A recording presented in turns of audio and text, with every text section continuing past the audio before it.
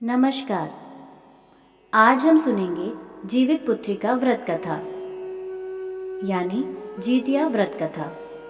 एक बार नेमिषारण्य के निवासी ऋषियों ने संसार के कल्याणार्थ सूत जी से पूछा, हे सूत, कराल कालिकाल में लोगों के बालक किस तरह दीर्घायु होंगे सो कहिए। सूत जी बोले, जब द्वापर का अंत और कलयुग का आरंभ था, उसी समय बहुत सी शोकाकुल स्त्रियों ने आपस में सलाह की कि क्या इस कली में माता के जीवित रहते पुत्र मर जाएंगे।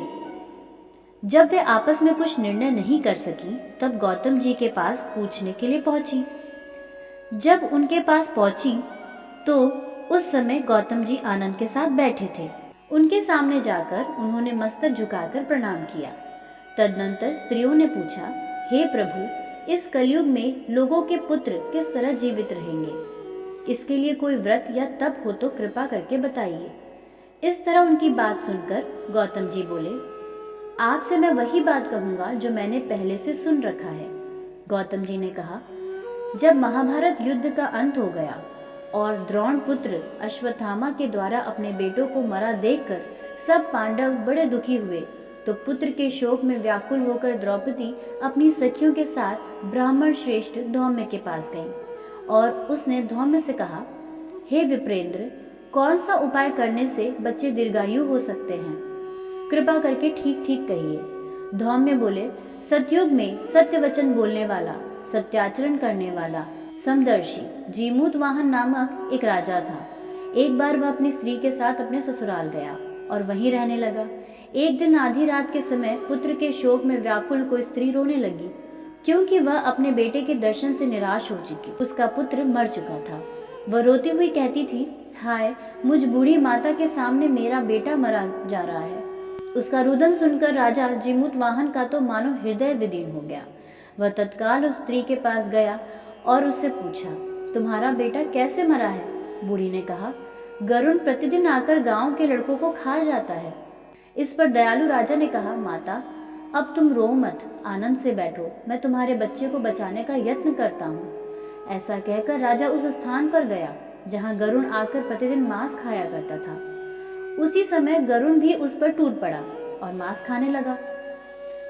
जब अतिशय तेजस्वी गरुण ने राजा का बायां अंग खा लिया, तो झटपट राजा ने अपना दाहिना अंग फेर कर गरुण के सामने कर दिया। यह देखकर गरुण ने कहा, तुम कोई देवता हो? कौन हो? तुम मनुष्य तो नहीं जान पड़ते। अच्छा, अपना जन्म और कुल बताओ। पीड़ा से व्याकुल मन वाले राजा ने कहा, हे पक्षीराज, इस तरह के प्रश्न करना व्यर्थ है। तुम अपनी इच्छा भर मेरा मांस खाओ। यह सुनकर गरुण रुक गए और बड़े आदर से राजा के जन्म और कुल की बात पूछने लगे। राजा ने कहा, मेरी माता का नाम है शैव्या और मेरे पिता का नाम शालिवाहन है। सूर्यवंश में मेरा जन्म हुआ है और जीमूत वाहन मेरा नाम है। राजा की दयालुता देखकर गरुण ने कहा, हे महाभाग, तुम्हारे मन में जो अभिलाषा हो वह वर मांगो।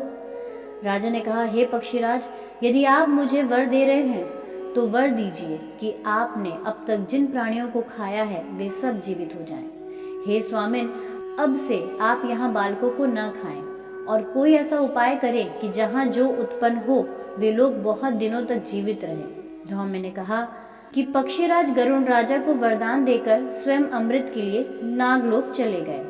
वहां से अमृत लाकर उन्होंने उन मरे मनुष्यों की हड्डियों पर बरसाया। ऐसा करने से सब लोग जीवित हो गए जिनको कि पहले गरुण ने खाया था। राजा के त्याग और गरुण की कृपा से वहां वालों का बहुत कष्ट दूर हो गया। उस समय राजा के शरीर की शोभा दूनी हो गई थी। राजा की दयालुता देखकर गरुड़ ने फिर कहा, मैं संसार के कल्याणार्थ एक और वरदान दूंगा। आज अश्विन कृष्ण सप्तमी से रहित शुभ अष्टमी तिथि है। आज ही तुमने यहाँ की प्रजा को जीवन दान दिया है।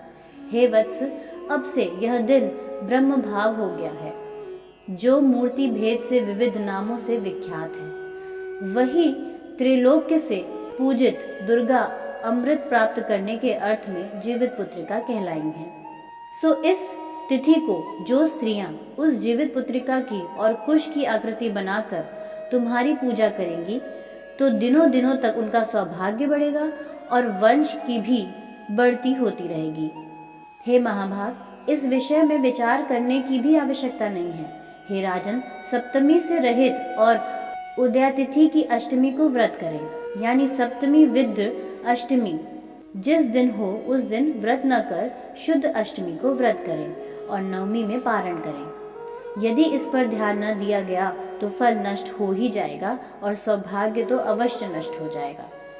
जिमूतवाहन को इस तरह का वरदान देकर गरुण वैकुंठ धाम को चले गए और राजा भी अपनी पत्नी के साथ अपने नगर को वापस चले गए। धौम्य द्रौपदी से कहते हैं कि हे देवी, मैंने यह अतिशय दुर्लभ व्रत तुमको बताया है। इस व्रत को करने से बच्चे दीर्घायु होते हैं। हे देवी, तुम भी पूर्व उक्त विधि से यह व्रत और दुर्गा जी का पूजन करो तो तुम्हें अभिलाषित फल प्राप्त होगा। मुनिराज धौम्य की बात सुनकर द्रौपदी के हृदय में एक प्रकार का कौतूहल उत्पन्न हुआ और पूर्ववासियों स्त्रियों को बुलाकर उनके साथ यह उत्तम व्रत किया। गौतम ने कहा, यह व्रत और इसके प्रभाव को किसी एक चील ने सुन लिया और अपनी सखी सियारिन को बताया।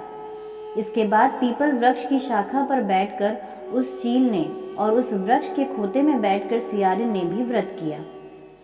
फिर वही चील किसी उत्तम ब्राह्मण के मुंह से यह कथा सुन आई और पीपल के खोते में बैठी हुई अपनी सखी को सुनाया।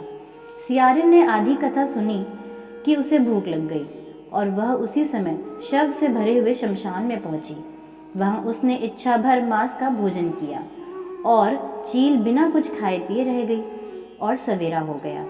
सवेरे वह गौशाला में गई और वहां गौ का दूध पिया। इस तरह नवमी को उसने पारण किया। कुछ दिनों बाद वे दोनों मर गईं और अयोध्या में किसी धनी व्यापारी के घर में जन्मी।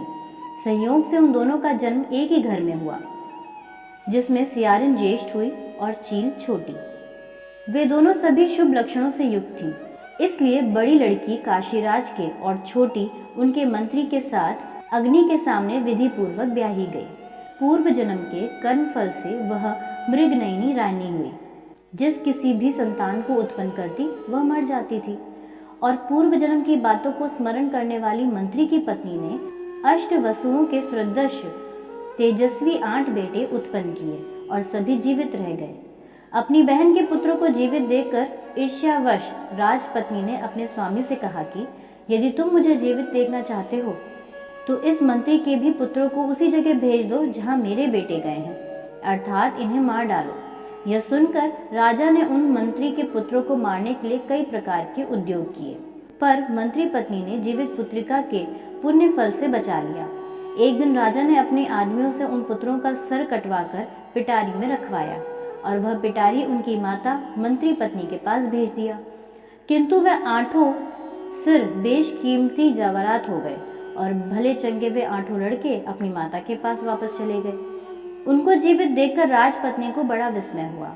अंत में वह मंत्री की पत्नी के पास आई और उससे पूछा, बहन, तुमने कौन सा ऐसा पुण्य किया जिससे बार बार मारे जाने पर भी तुम्हारे बेटे नहीं मरते? इस पर मंत्री की पत्नी ने कहा, पूर्व जन्म में मैं चील थी और तुम सियारिन, दोनों ने व्रत किया था। तुमने व्रत के नियमों का भली भांति पालन नहीं किया था और मैंने किया था। इसी दोष से हे बहन, तुम्हारे बेटे नहीं जीते हैं। ओ राजरानी, अब भी तुम उस जीवित पुत्री का व्रत को करो, तुम्हारे बेटे दीर्घायु होंगे। मैं तुमसे सच सच कह रही हूँ। उसके कथानुसार रानी ने व्रत किया, तभी से उसके कई पुत्र बेटे सुंदर और दीर्घायु होकर बड़े बड़े राजा हुए। सूत जी कहते हैं कि सब प्रकार का आनंद देने वाला मैंने यह दिव्य व्रत बतलाया है। स्त्रियां चिरंजीवी संतान चाहती हो तो विधि पूर्वक यह व्रत करो। बोलो मां अम्बे की जय, बोलो विष्णु भगवान की जय। आज की कथा कैसी लगी कमेंट सेक्शन में ज़रूर बताएं। अगर अच्छी लगी हो तो एक लाइक ज़रूर करें। अभी तक हमारे चैनल को सब्सक्राइब नहीं किया है तो लाल कलर के बटन को दबाकर सब्सक्राइब करें। पास ही दिए हुए बेल आइकन को भी दबाएं, जिससे हमारी आने वाली हर वीडियो की नोटिफिकेशन आप तक सबसे पहले आएगी। धन्यवाद।